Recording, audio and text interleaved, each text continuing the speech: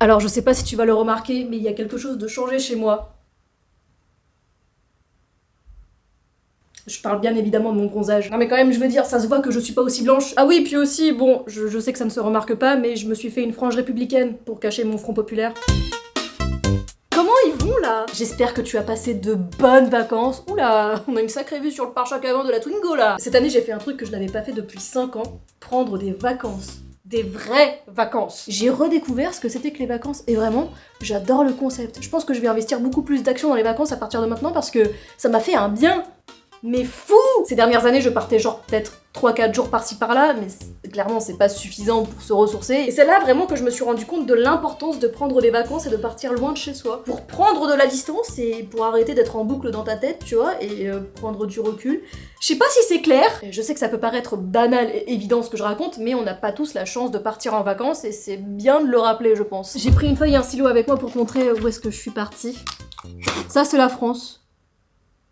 Je suis anciennement illustratrice. J'ai fait mes valises pour un road trip qui a duré un peu plus de 2 semaines. Dans un premier temps, je suis partie de Paris pour aller jusqu'à Tours pour récupérer une voiture. Tours, c'est pas vraiment ici, je le sais, mais soyons indulgents avec ma géographie. J'ai le même sens de l'orientation que Zoro dans One Piece. Ensuite, on est descendu jusqu'à Bordeaux et on est resté 2 nuits là-bas. Ensuite, on est descendu à Arzac, à côté des Pyrénées, pour 1 nuit. Ensuite, on est allé à Toulouse pour 1 nuit encore. Ensuite, on a fait un arrêt à Prades, enfin, c'était juste une après-midi. Après, on est monté dans les montagnes, dans les Pyrénées, pour aller dormir à Formiguières dans un chalet. Au chalet. Ensuite, on est allé à Montpellier pour 2 nuits. Et ensuite, on est parti à Sifour-les-Plages à côté de Toulon pour 1 semaine. C'est pas vraiment là, mais on va dire que c'est par là, d'accord? C'était vraiment les meilleures vacances de ma vie. J'ai fait ma première nuit à la Belle Étoile et j'ai fait mon premier bain de minuit. Et c'était trop bien! Il y a un peu ce truc d'exercice de confiance en soi, de se mettre à nu devant les gens, et je trouve ça beau. Putain, je pensais vraiment pas parler un jour de ça sur ma chaîne. Ça parle dans tous les sens. Enfin bref, du coup, après, il fallait bien rentrer chez soi. Du coup, on est remonté par la diagonale du vide, c'est-à-dire la diagonale là, comme ça ou comme ça. On est remonté par le Massif Central. Vraiment, même la route du retour, c'était génial. Le Massif Central, les gars, vraiment incroyable. C'est magnifique. Le lendemain, on a fait un arrêt à Guéret, dans la Creuse. Alors il faut savoir un truc sur la Creuse. Une anecdote digne d'apparaître dans un Floodcast. Il n'existe qu'un seul escalator actif dans toute la Creuse. Il est au Monoprix de Guéret, il est en acier galvanisé, et est-ce qu'on s'est arrêté exprès pour prendre une photo de l'escalator? Oui! Je suis vraiment une créatrice de contenu. Dévouée putain de merde. Et à la fin, on est rentré à Tours pour rendre la voiture. Moi en tout cas je suis contente, hein. J'ai chié à peu près dans tous les endroits où je suis allée, même à Guéret. J'ai rien filmé du séjour, je postais des stories de temps en temps mais vraiment en coup de vent, mais sinon je me suis complètement déconnectée des réseaux, ça m'a fait un bien fou. D'ailleurs ça me fait penser à Nemesia qui avait fait un TikTok sur les gens qui s'excusent de ne pas être là pendant 3 jours en story. Je te jure qu'on s'en bat les Robert. Après, je me doute que quand tu postes tous les jours des stories de ta vie, il y en a qui s'inquiètent de pas avoir leur influenceur préféré, de pas poster du jour au lendemain. C'est toxique, de 1, parce que même si c'est ton métier, poster pour poster, ça sert à rien. Ça crée une fausse proximité avec les gens qui te suivent, hein. Rappelle que les influenceurs ne sont pas tes potes. Et on va pas t'oublier du jour au lendemain. Enfin voilà, je suis trop heureuse. Et il me manquait vraiment une étape pour passer de Happy Score A à Happy Score Ah. C'est comme dans les jeux vidéo où tu as un item à récupérer pour passer d'une étape à l'autre. Bah voilà, moi c'est ce qui me manquait.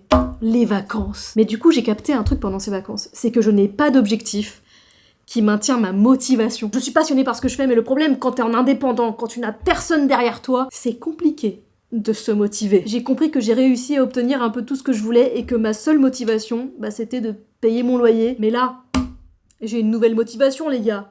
C'est de me payer des vacances tous les ans. J'adore les aires d'autoroute. Je balance ça comme ça, de manière totalement random.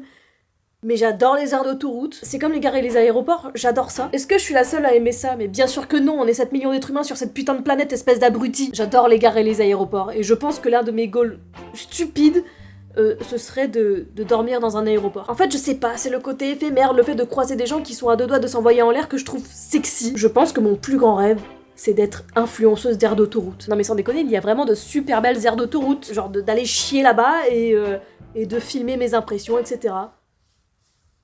Ce serait génial! Non, en vrai, mon métier de rêve, ce serait pas un métier déjà, ce serait d'être rentier. Ne pas travailler, ne rien foutre, comme les riches en fait. Vivre sur le dos des locataires et être en vacances tout le temps. Je pense que c'est la vie qu'on mérite tous. Et quand t'es en vacances tout le temps, il faut investir dans la crème solaire. Transition de merde, hein, parce que cette année, j'ai vraiment investi dans la crème solaire. Je fais de l'eczéma en fait.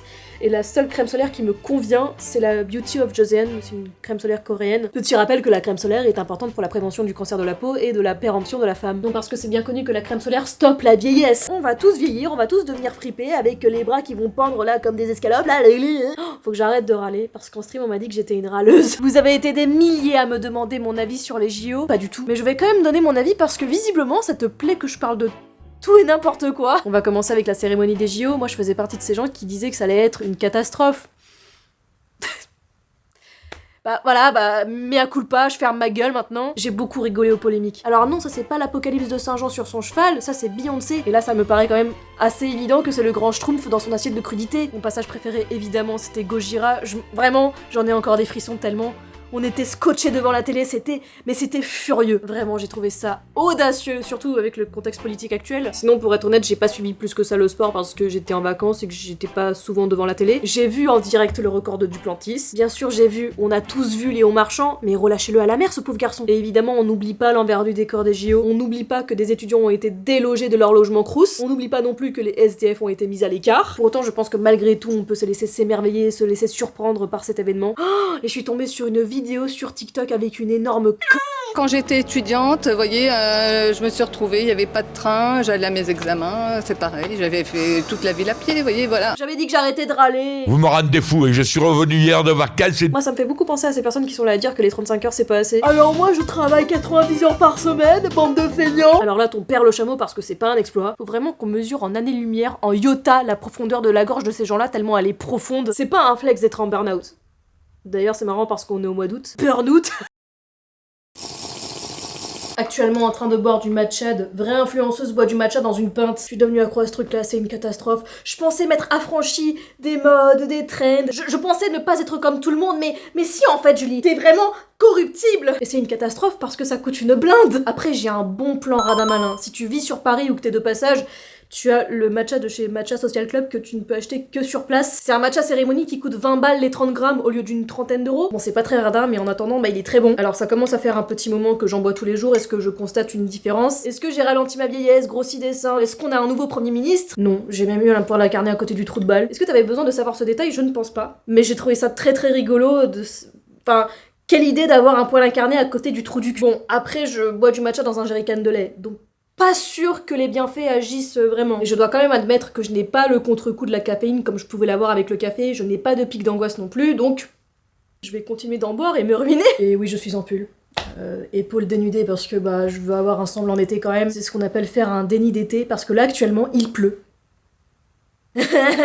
Oui, je râle, mais je suis parisienne, j'ai le passe-droit, ok? Non, mais là, c'est plus le mois d'août, hein, c'est le mois d'août du verbe douter. Moi, plus que douteux, si je peux me permettre. Le mois d'août, c'est quand même vachement rigolo, n'empêche, hein. Bon, peut-être pas autant que pelleteuse. Doute. Vlog d'août. Vlog d'août. Vlog d'août. C'est comme ça que je vais l'appeler. Bon, la blague, elle sortira en septembre, parce que sinon, c'est pas marrant. Après, je suis contente d'être rentrée à Paris, hein. J'ai pu retrouver mon aspichat. Il y a aussi un nouvel arrivant à la villa, mon ventilateur, qui n'est pas un Dyson, enfin pas encore. Peut-être qu'il fera une chirurgie esthétique quand j'aurai la thune. Et ma voisine aussi qui m'a manqué. Oh, ma voisine. Tu sais, dans mon dernier vlog, je parlais de ma voisine qui faisait des vocalises avec de temps en temps des percussions. C'est tous les jours, la fenêtre grande ouverte. Bon, je vais pas mettre d'extrait pour des raisons évidentes de que j'ai pas envie que ma vidéo elle saute, sans mauvais jeu de mots. Au début, ça me faisait marrer, mais quand c'est tous les jours, faut pas pousser mémé dans les orgies, au point que ça me dérange moi, alors que je suis ultra tolérante au bruit de base. J'ai un voisin qui joue à LOL, hein, tous les jours. Je te ferai des updates dans les prochains vlogs. Par contre, il y a un truc que je comprends pas là. Tu vois les pubs Galeries Lafayette de luxe ou de parfum avec leurs produits en géant dans Paris là? Bah, je les croise jamais. Je les ai vus nulle part. Tu vois, si on était aux US, je pourrais devenir riche grâce à eux, parce que bah, je gagnerais en procès pour publicité mensongère. J'ai pas eu trop le temps de voir Paris en plein JO, donc je peux pas trop dire si c'était mieux que d'habitude, si ce n'est que Paris au mois d'août, c'est toujours un peu vide. Si t'étais champion olympique dans un sport, ce serait quoi? Moi, ce serait le doute. En parlant de Paris, bah ça fait 1 an que j'y vis là, quasiment, et faut que je fasse le bilan. Je veux déménager, et je vais déménager. J'adore mon quartier, j'adore mon appartement, mais c'est une ruine. Une ruine! La vie à Paris est hors de prix. Après, je le savais, évidemment. J'ai des projets de vie, hein, comme enfanter une caméra à 3000 balles. J'aimerais un appartement beaucoup plus spacieux, avec une pièce en plus.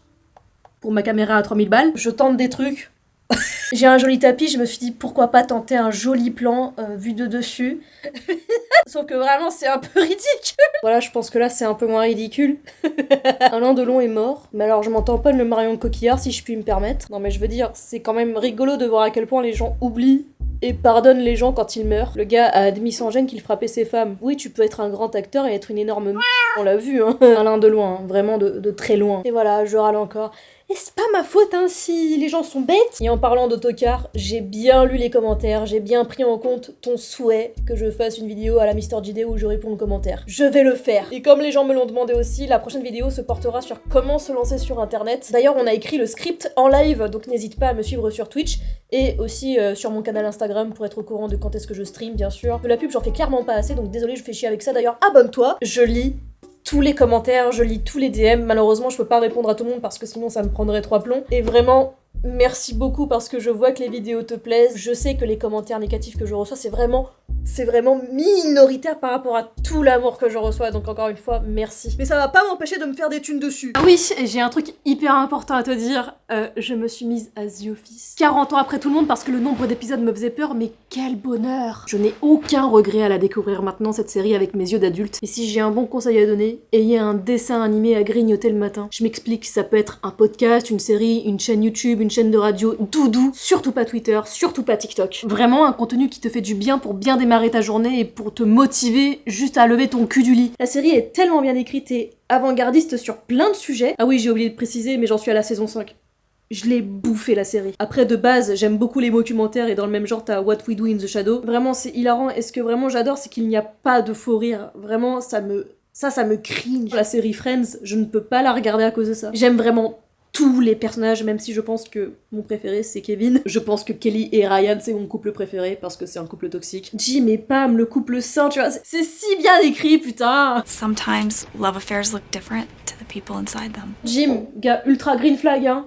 Contrairement à Sauron. Oui, parce que j'aimerais rebondir sur les anneaux de pouvoir. Que moi, pour le coup, vraiment, bah j'aime bien. La série, elle s'est faite démonter par les fans, mais personnellement, moi, je sais pas, moi, ça me satisfait. Énorme fuckboy, Sauron. Hein. Et Galadriel, la conne. Bon, après, moi, j'ai un petit penchant pour Gil-galad. Il est si fabuleux. J'ai eu un énorme crush pour Thranduil du Hobbit, donc c'est un peu dans le même genre. D'ailleurs, je me faisais la réflexion, il y a un vrai business à faire avec le Seigneur des Anneaux pour le marché du sexe.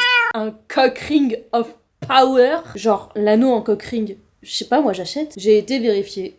Et ça n'existe pas. Mes refs en école de commerce, là, vous savez ce qu'il vous reste à faire?